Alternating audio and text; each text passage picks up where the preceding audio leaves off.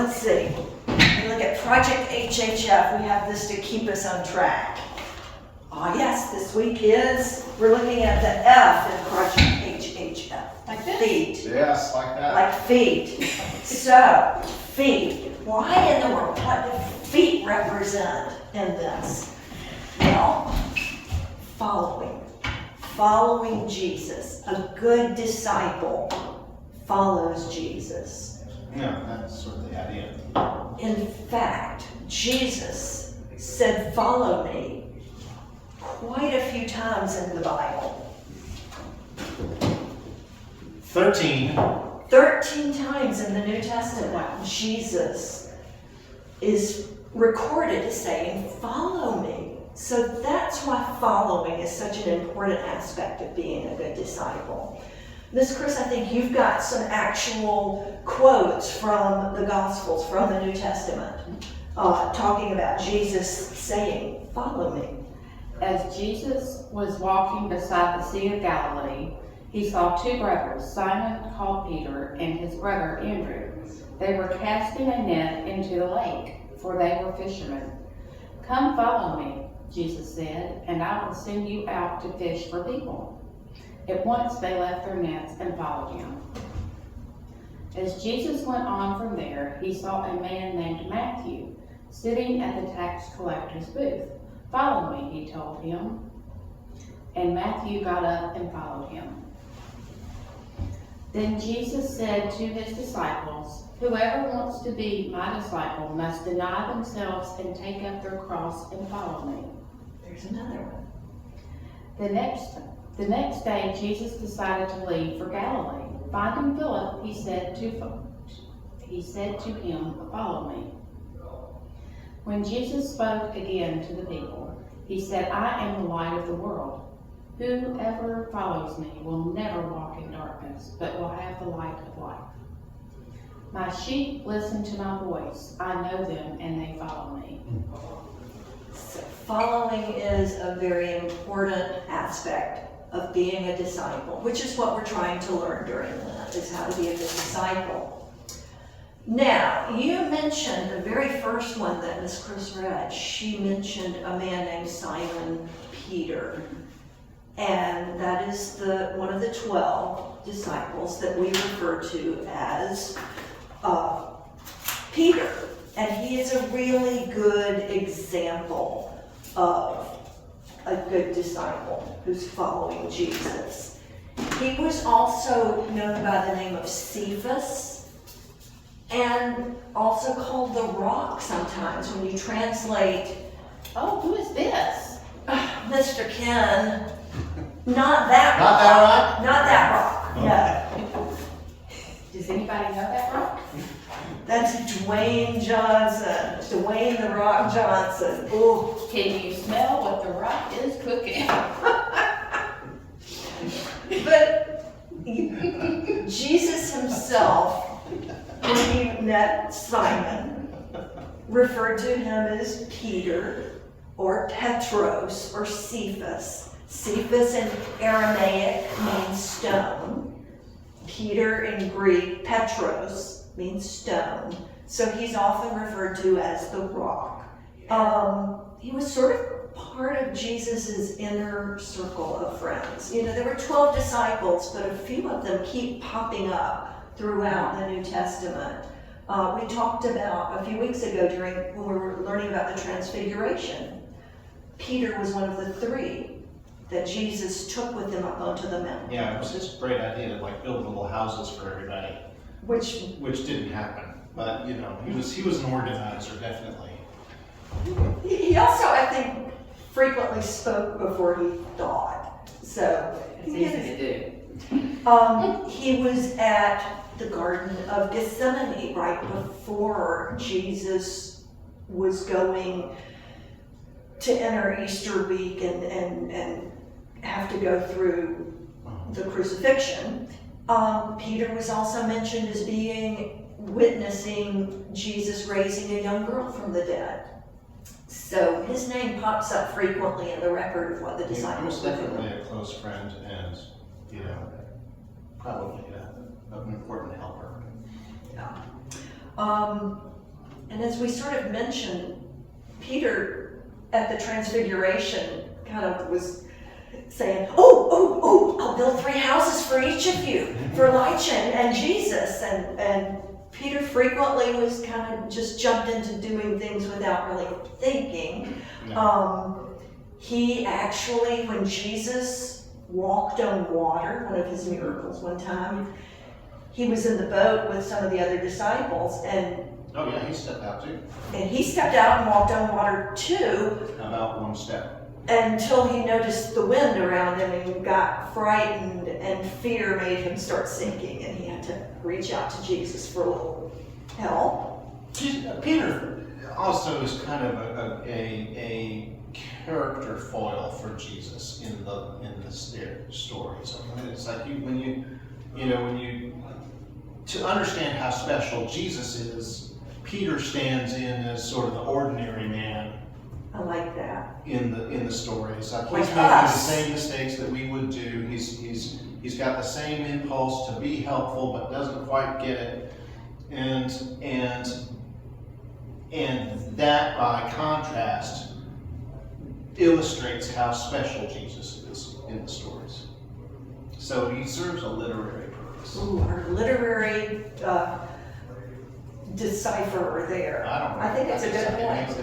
It works that way for me. I think that's a very good point. I identify a lot more with Peter and his great ideas than with Jesus and his specialness. Do you remember when Why can't you be more like your brother?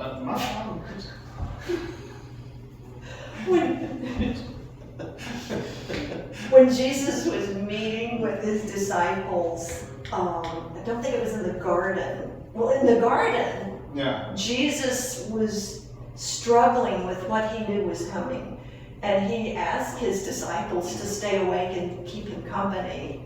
Yeah, Jesus fell asleep. No, I don't know. Peter fell asleep. Yeah, see, Jesus was special. He could stay awake. Peter just didn't have enough coffee. And at another point, Jesus told his disciples before the cock crows, before morning comes, one of you is going to deny me 3 times. Yeah. Guess who that was? That was Peter. That was Peter. That And was he Peter. was very upset. I think that he felt that his failures let down his friends, and he could not fulfill the promises he made. And I feel like that sometimes. Best intentions, aside, what I can actually do always seems to be less than what I wish I could do. Yeah. So, Miss Kris, you were talking this morning about what it all comes down to. To me, following Jesus means to act out instead of just saying things or just showing up in a building once a week. It's to act throughout. to put those words into action, maybe, yeah. Following is an active word. It is a sign of action. Yeah. So we need to put Jesus in front of us and move towards him. That would essentially be following, right? And then sometimes we veer off, but we just need to make sure that we get back on that path Back on that and continue path. to follow. And I was talking about a poem this morning where Jesus and another person is at the beach, and he said, well, you haven't always been there for me. Because he saw One step. one set of footprints. He said, no, that's when I was carrying you. So Jesus was actually carrying that person when they couldn't carry themselves. That's a lovely allusion, whatever. Well, because I like to be silly, Oh, okay. I brought somebody I hope you will recognize. Mr. Kim, will you hold that up for us? Do you know who that is, kids? It's the Amazing Spider-Man. The Amazing Spider-Man, also known Can't as, put this hand anymore. Peter Parker. Peter Parker. Peter shares a name. Peter Parker shares a name with the disciple Peter. Here is our disciple Peter. There they are. They are two individuals cut from the same cloth in many ways, and I'm going to go on and try to explain how I think this is true. Okay, it's a little non-theological, but I have to draw some similarities between, bring out the visual here, Peter Parker, who is Spider-Man, and the disciple Peter. All right, so let me come around here in the front and show you how I think you can make this argument. Oh, okay. I have it. First of all, we're going to look at this element of both Peters were just an ordinary person. Okay. Peter Parker was a high school nerd. He was also a scientist. Yes. Was the disciple Peter an ordinary person? Yes, he was just a fisherman from the town of Bethsaida. Okay? There we have a similarity. Both of these Peters had an experience that was life-changing. Peter Parker was bitten by A radioactive spider. a radioactive spider. That is life-changing. Yes. Now, the apostle, the disciple Peter, was not He was bitten by He a... was not bitten by a spider. No, he was not. He might have been bitten by a spider.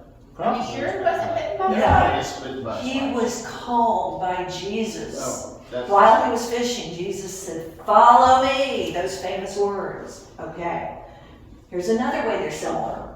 They were both willing to be self-sacrificing. No, that's Peter Parker, as Spider-Man, saves lots of people who were in trouble, and puts himself in danger. puts himself in danger.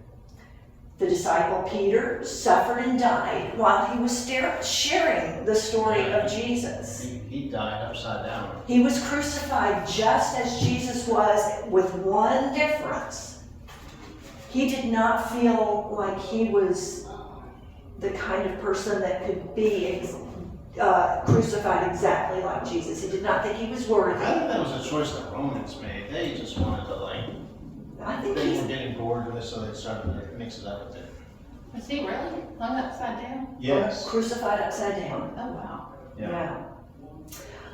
Another way these two Peters are similar. They had impressive physical feats. Our Spider-Man could sling strong webs from his wrists? Yeah, from his spinnerets, I'm sure. Spinnerets. He could also climb up vertical walls. He was like a real Spider-Man. Spider-Man does whatever a spider can. Okay. Sorry, okay, come back. Okay. Our disciple Peter walked on water. 2 steps, 1 time. Very briefly. Yeah. Okay. Yeah. Impressive physical feats. No. And the last way they are similar that I could find, you may find other ways. They both made mistakes. Spider-Man did not make mistakes. Spider-Man, Does he make mistakes? because he was vengeful and wanted to get back at this person who gave him less money than he was promised, he was vengeful, and this caused one of Peter Parker's beloved relatives, his uncle, to die. Oh, jeez. So it was a heavy thing for Peter Parker to carry. Wow, I forgot about that. And now our disciple Peter, he often Plus, he reacted had like without sticky webs everywhere. he often reacted without thinking, as we discussed. He fell asleep, he denied Jesus. So both of them made mistakes. And yet, this is a disciple that we love. Okay. And a superhero we love. And a superhero we love. Good point.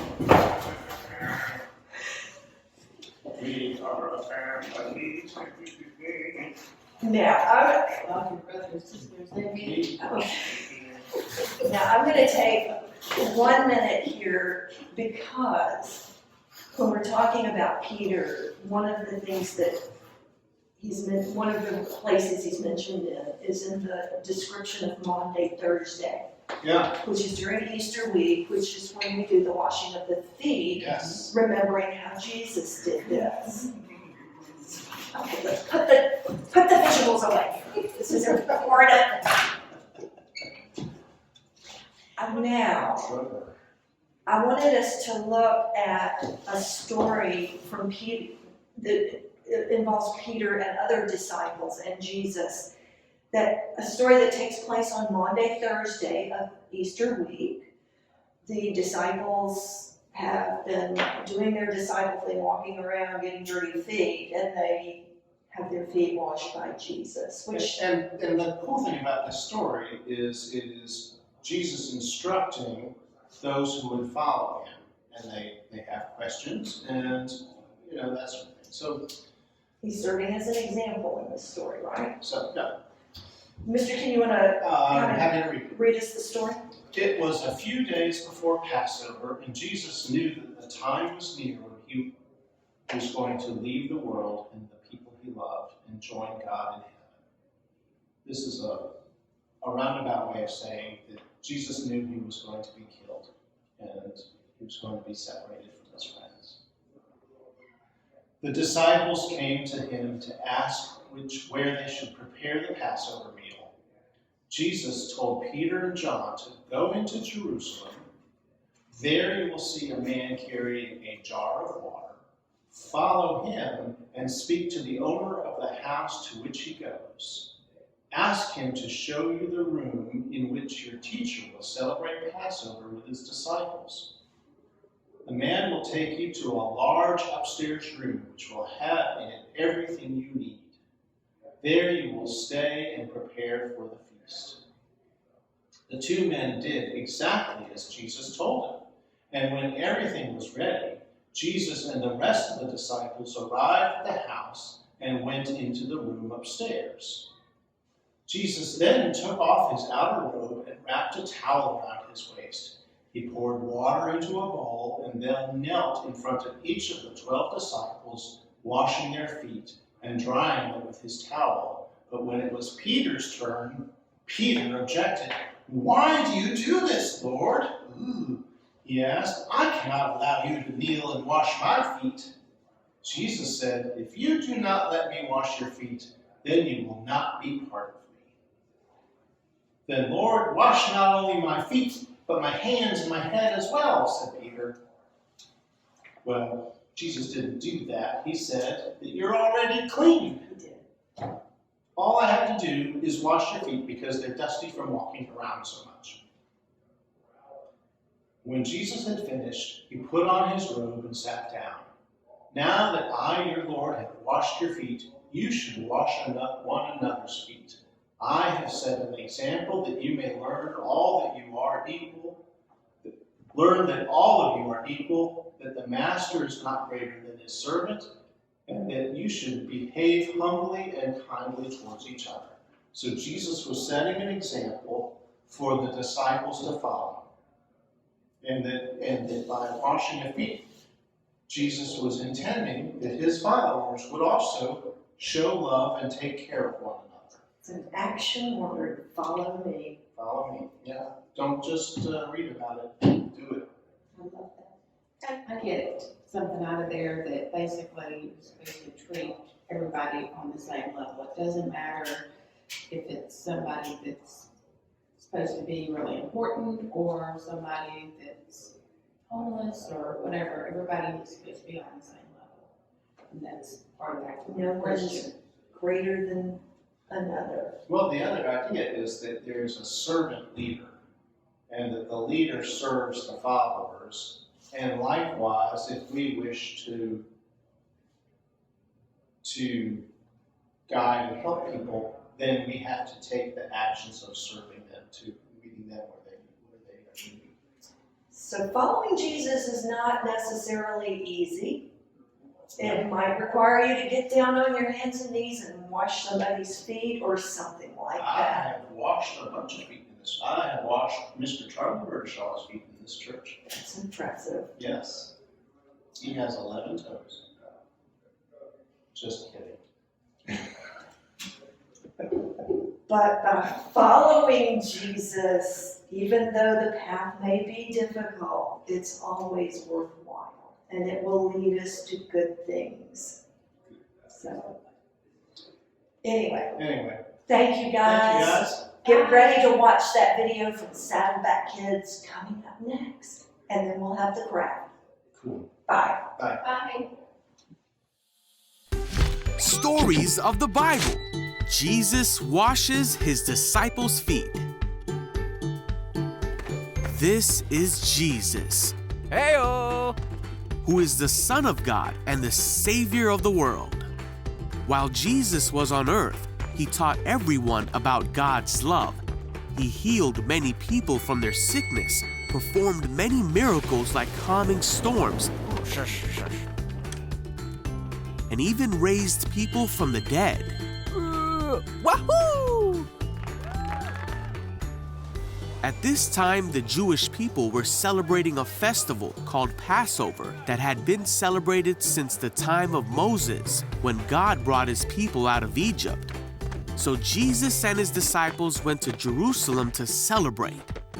Jesus had 12 men who followed him through his ministry. They were called his disciples.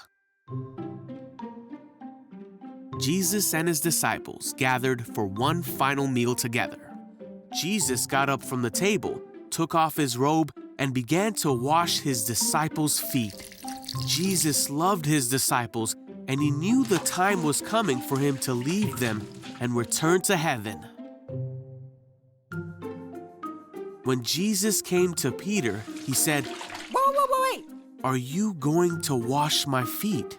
Jesus said, "You don't understand what I'm doing now, but someday you will." No! Peter said, "You will never wash my feet." But Jesus then told him that unless he washed his feet, he would not belong to him. Oh, well then, okay! Then Peter said, "Then wash my hands and head as well, not just my feet." But Jesus told him that was not necessary. He just needed to wash his feet for Peter to become clean. So Jesus finished washing their feet and said that the disciples should do to others as he had done for them. He told them to follow the example that he had set for them, to serve each other and not think of themselves as greater than any other.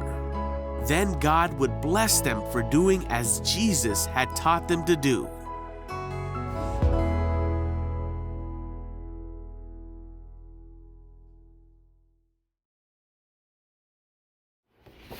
Hi kids and adults. We are on our last part of the HHF project, and that is feet. We have run out of the regular without the blue line, so go ahead and, if you want to do it, go ahead and take whatever's there. So the first piece of paper in here is about the project itself. And the second is about feet, and it's talking about following God and Jesus.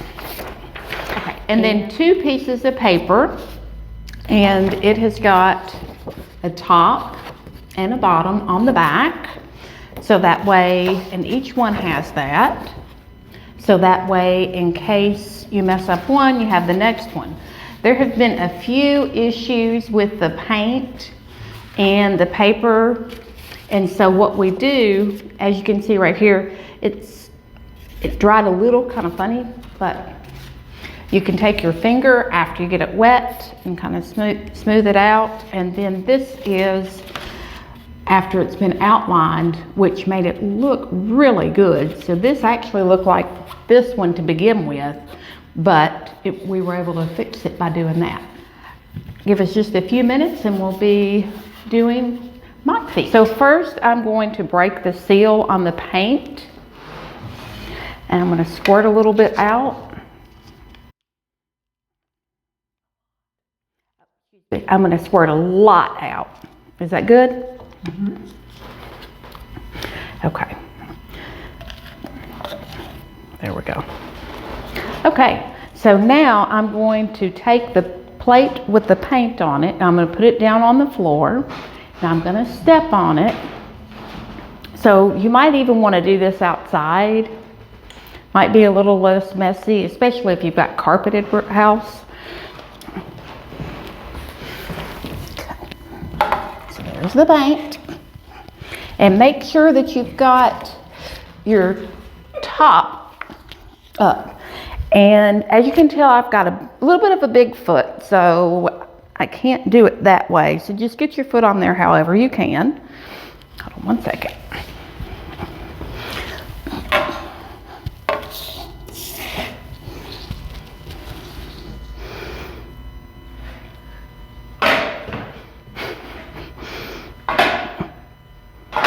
Oops. Okay. Oops. Oh. Okay. So then take it and put it down there, and it's going to feel really kind of weird, but that's all right.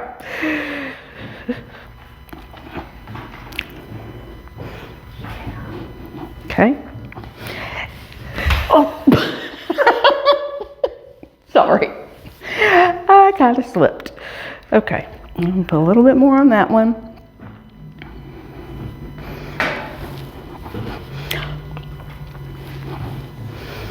Okay.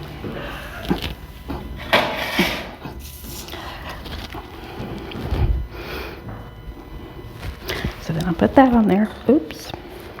This is a little messy. You really might want to do this outside.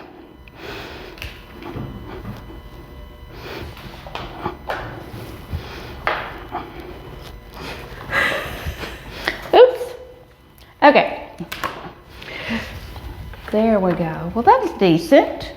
Okay, give us just a few minutes to clean up the mess, and we'll show you the rest of it. Okay, so here are my feet, and I went ahead and did two just in case one didn't turn out so good, but now I'm going to take my finger and get some of this extra paint and kind of fill in where it didn't fill in as well.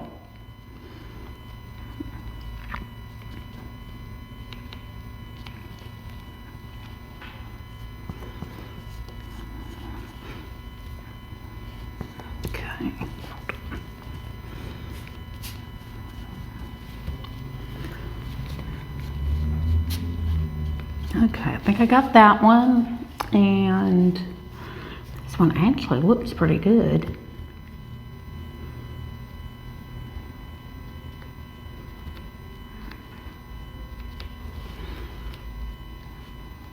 Okay. Just kind of smooth it out so that way you don't have too much in one spot.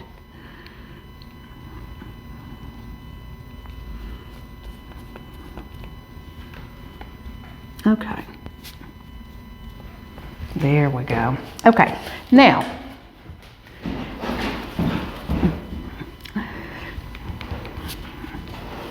thank you, Miss Lee. She handed me a towel because my hand is getting dirty already. Okay, so the other way to do this is with your hand in case you have a small piece of paper or you don't want it on your feet. So I'm going to take and pull this to the side. Okay, so you're going to take your hand like this and put it on the paint. And then, hold on. Okay.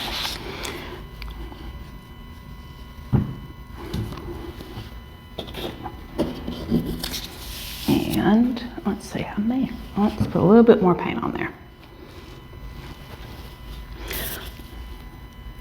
Okay. There's another one. And yes, I know that does not look like a foot yet, but it will. So I'm going to take it and put it on my finger.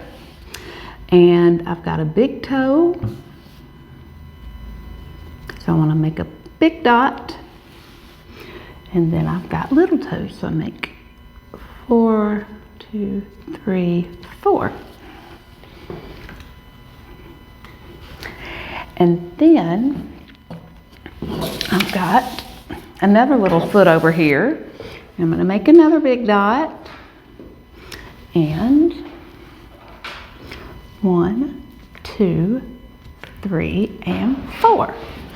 When I looked at this to begin with, it kind of reminded me when it had the little small foot on there beside the big foot, that God is always with us and we're following in God's footsteps. So this was the big ones were God's feet to me in my head, and the little ones were my feet, because I'm following God. He's not following me. So I'm going to clean up a little bit, and then I'm going to show you the rest of this. Okay, so this is going to take a while to dry. As you can tell, it's still got wet paint all over it. Of course, I did it just a minute ago. So first I'm going to sign my name. Remember, always sign your name. And so since this is kind of sideways, I'm going to look at the top to look at the back to make sure I know where the top is. So there's the top, and I'm going to sign my name right here, so that way it'll be on the bottom.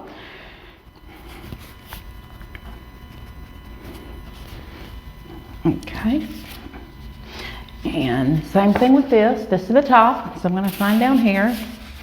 I did not leave myself a whole lot of room, but that's okay. Okay, so now I'm going to quickly show you what Lee came up with over here. So at first it looked like this, and it's not very defined. I think that's probably the main question that was with it. But she was able to do this with a crayon. So, okay, so this is your artwork. We've outlined it with crayons. You might want to use a marker or whatever you can to just make some definition to the work. Okay, so I'm making my little toes.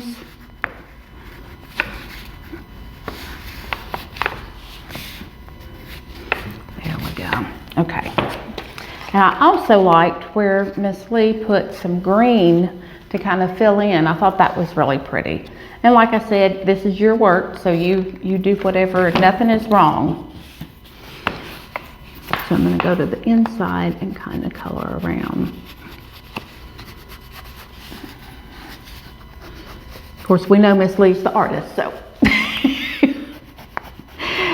I will try to emulate, but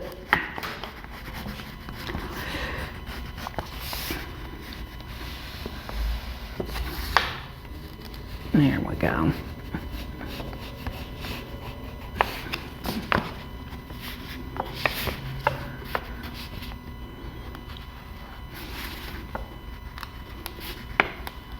There.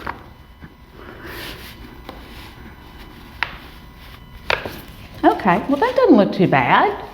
I'm happy with it. Oh, and we got to put Miss Lee's name on it too.